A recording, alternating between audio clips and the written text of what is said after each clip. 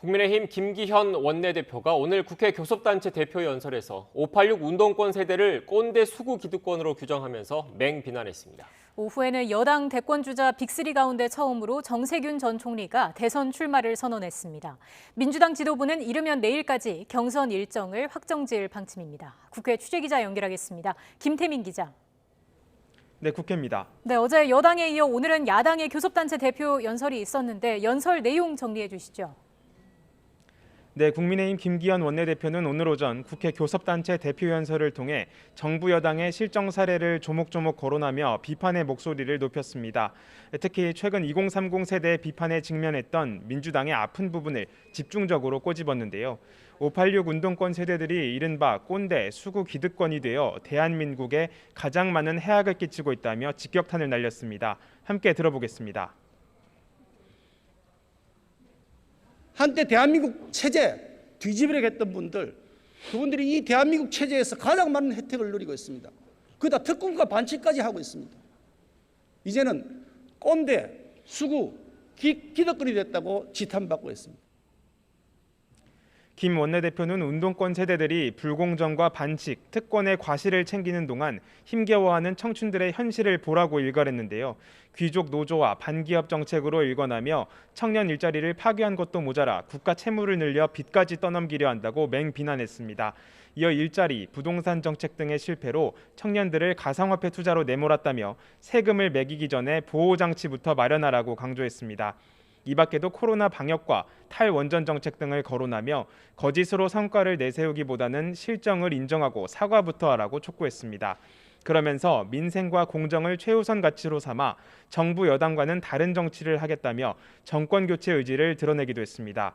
이에 대해 민주당은 대한민국에 쌓인 어려운 민생 문제를 여야가 같이 풀어야 한다는 데는 공감한다면서도 이번 연설은 무척 실망스러웠다며 품위는 없고 낙인 찍기와 설화만 남은 고민 없는 말잔치, 구태정치로의 회기라고 비판했습니다. 그러면서 운동권 세대가 이른바 꼰대가 되었다는 지적에 대해서는 본인들의 꼰대 정신부터 털기 위한 노력을 해야 한다고 꼬집었습니다. 또 김 원내대표가 민생을 최우선 가치로 삼겠다고 말한 만큼 약속을 지키려면 발목 잡기, 생떼 정치부터 그만둬야 한다고 강조했습니다.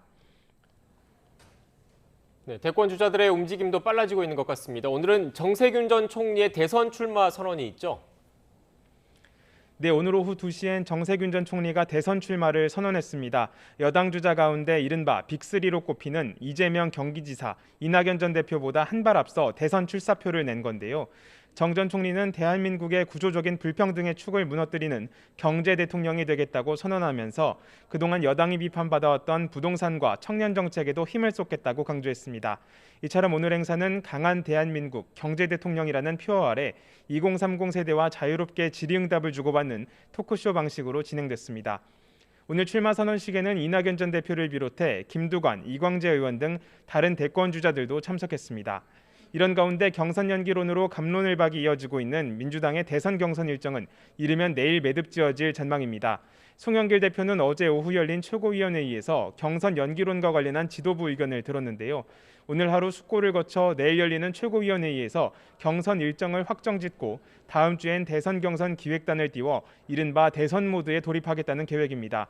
하지만 여전히 이재명 지사를 제외한 나머지 대권 주자들을 중심으로 경선 연기를 요구하는 목소리가 나오는 만큼 논의가 주말까지 이어질 가능성도 있습니다.